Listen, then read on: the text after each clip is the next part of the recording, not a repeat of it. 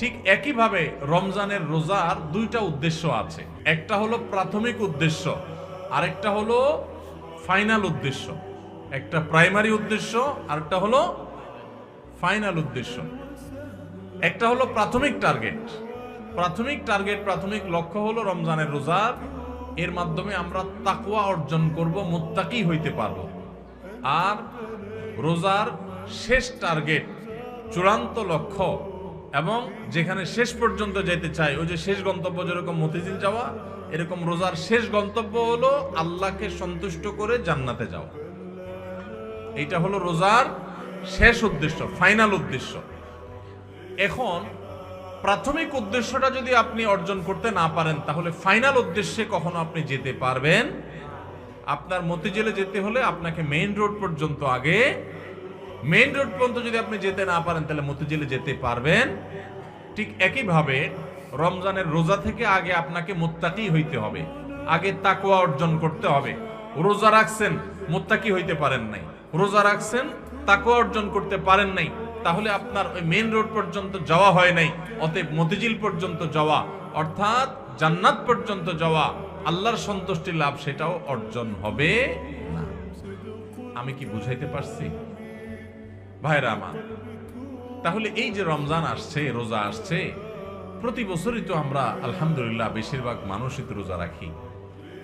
আমাদের নিজেদেরকে জিজ্ঞাসা করতে হবে, রোজার যে প্রাথমিক উদ্দেশ্য আছে সেটা আমি হাসিল করতে পারলাম কি পারলাম না। যদি আমি রোজার প্রাথমিক উদ্দেশ্য হাসিল করতে না পারি, তাহলে রোজার আসল উদ্দেশ্য যে আল্লাহকে খুশি করে জান্নাতে যাওয়া, সেটা কোনোদিনই অর্জন হবে না। এবার তাহলে আমাদের হিসাব মেলাইতে হবে যে রোজা রাখার পর আমি মুত্তাকি হইতে পারছি কিনা। আসেন একটু আমরা হিসাব মেলানোর চেষ্টা করি ভাইরা আমার। রমজানের রোজা রেখে আপনি যদি অন্যায় কাজ ছাড়তে পারেন, গুনাহের কাজ ছাড়তে পারেন, পাপের কাজ ছাড়তে পারেন, আল্লাহর সমস্ত আদেশগুলো মেনে চলতে পারেন, আপনি রোজাদার। রমজানের সম্মান, রমজানের মর্যাদা রক্ষা যদি আপনি করার চেষ্টা করেন, তাহলে বুঝতে হবে আপনার ভিতরে ওই যে তাকওয়া, আল্লাহর ভয়ে, আল্লাহর নির্দেশ মানা, আল্লাহর নিষেধ থেকে বেঁচে থাকা, এই চেতনা আপনার মধ্যে একটু একটু করে জাগতেছে। এরপরে পুরো মাস রোজা থাকার পর রমজান শেষে যদি আপনার কাছে মনে হয় যে আপনি মাশাআল্লাহ কিছু গুনাহ ত্যাগ করতে পারছেন, আপনি আগে ধূমপান করতেন, আপনি রমজান মাসে যেহেতু রোজার দিনে সারাদিন আপনি ধূমপান করতে পারেন না, আবার রাতে 6-7 ঘন্টা ঘুমায় থাকেন, 1 ঘন্টা তারাবিতে চলে যায়, তাহলে গড়ে 19-20 ঘন্টা বা 17-18 ঘন্টা, 19 ঘন্টা 20 ঘন্টা আপনি এঙ্গেজ থাকেন, চাইলেও ধূমপান করার সুযোগ নেই। 13-14 ঘন্টা রোজা রাখলেন, 6-7 ঘন্টা ঘুমায় থাকলেন, সেহরি সহ আপনার তারাবির নামাজ সহ 5 ওয়াক্ত নামাজ মিলায়া, সব মিলায়া আপনার প্রায় 19-20 ঘন্টা ধরে আপনি এমনিই, আপনি চাইলেও বিড়ি সিগারেট খাওয়ার সুযোগ নাই। তাহলে আর বাকি থাকে 4 ঘন্টা 24 ঘন্টার মধ্যে। তাহলে রমজান মাসে আপনি যদি এই 4টা ঘন্টা কষ্ট করে জিম খিসি থাকতে পারেন, তাহলে 1 মাসেই আপনি চাইলে এই বদভ্যাস ত্যাগ করতে পারেন।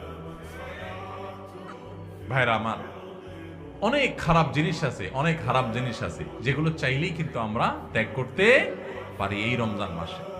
তো রমজান মাসে এই হারাম জিনিসগুলো, এই খারাপ জিনিসগুলো যদি আমরা ত্যাগ করার চেষ্টা করি, আমরা যদি পরিকল্পনা করি, রমজান শেষ হয়ে গেছে, আমি একটা খারাপ জিনিস ছেড়ে দিতে পারলাম। আপনি ধূমপানটা ছেড়ে দিতে পারছেন। আপনার আগে মুখ খারাপ হতো, রমজান মাসে না, রোজা থেকে আমি মুখ খারাপ করতে পারি না, রোজা আসছে আমাকে ভদ্র বানানোর জন্য, রোজা আসছে আমাকে নেককার করার জন্য, রোজা আসছে আমাকে মুত্তাকি বানানোর জন্য, রোজা আসছে আমাকে নামাজি বানানোর জন্য, রোজা আসছে আমার মুখটাকে সংযত করার জন্য, কন্ট্রোল করার জন্য, আমার চোখটাকে কন্ট্রোল করার জন্য।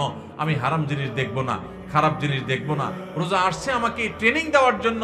এই শিক্ষা যদি রমজানের রোজা থেকে আপনি নিতে পারেন, আর রমজান মাস শেষে আপনি যদি চোখে আঙ্গুল দিয়ে দেখাতে পারেন, নিজের বিবেকের কাছে উত্তর দিতে পারেন যে রোজার মাস রোজা রেখে, রমজান মাস আমি সিয়াম সাধনা করে, তাকওয়া চর্চা করে আমি অমুক বদভ্যাস ছাড়ছি, অমুক খারাপ কাজ ছাড়ছি, অমুক ভালো কাজটা ধরছি, আগে নামাজ নিয়মিত পড়তাম না, এখন 5 ওয়াক্ত নামাজ শুরু করছি।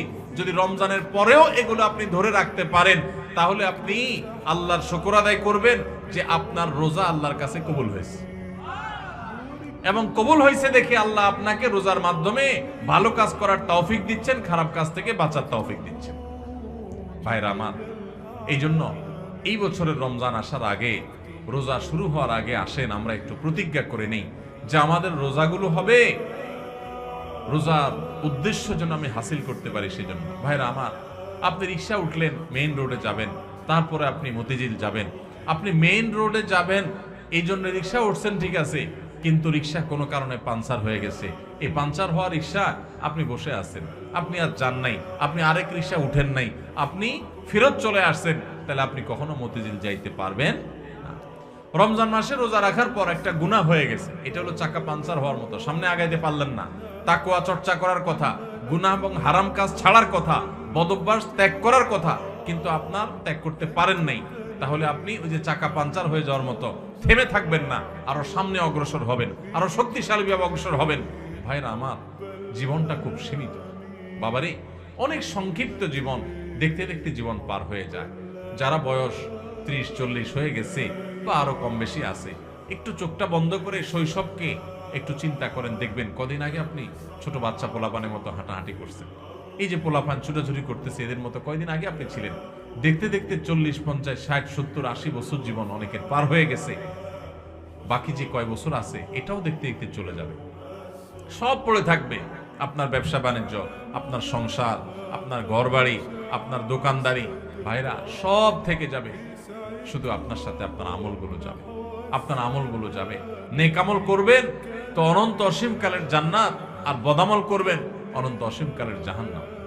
ভাইরা আমার, সেজন্য রমজান আসছে আমাদেরকে পরিশুদ্ধ করার জন্য, আমাদের মুত্তাকি বানানোর জন্য। ভাইরা আমার, রমজানের রোজা কিন্তু আমাদের সাথে কথা বলে, আমরা বুঝি না কি কথা বলে বলবো। ভাইরা আমার, রমজানের রোজা আমাদেরকে বার্তা দেয়, মেসেজ দেয়। কি মেসেজ দেয়, কি বার্তা দেয়? রমজানের রোজা বলে যে দেখো, তুমি আমাকে ধারণ করে, অর্থাৎ রোজা রেখে সিয়াম পালন করে তুমি খাও না, পান করো না, যৌনাচার করো না। কেন করো না? আল্লাহর ভয়। সিয়াম শব্দর মানে, আমরা সিয়াম বলতে রোজা বলি, সওম বা সিয়াম এটা হলো হাদিসের ভাষা, কোরআনের ভাষা। এই সওম বা সিয়াম শব্দের অর্থ কি আমরা জানি? সওম বা সিয়াম শব্দের অর্থ কেউ বলতে পারবেন? বিরত থাকা। সঠিক উত্তর। সওম বা সিয়াম শব্দের অর্থ কি ভাই? বিরত থাকা। তার মানে সওম বা সিয়াম বা রোজা এটা আমাদেরকে বিরত থাকা শিখায়। কিভাবে বিরত থাকা শিখায়? আপনি রোজা রাখছেন, খুব ক্ষুধা লাগছে, খানাও আছে। রোজা রাখছেন, খুব পিপাসা লাগছে, আবার খানাও আছে, পানিও আছে সামনে। মানুষ খায় তখন, এই যে ক্ষুধাও আছে আবার সামনে খাবারও আছে, কিন্তু সে খাচ্ছে না।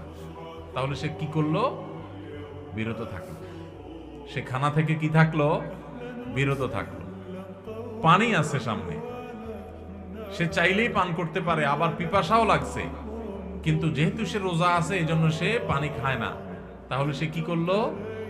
বিরত থাকলো। পানি পান থেকে কি করলো? বিরত থাকলো।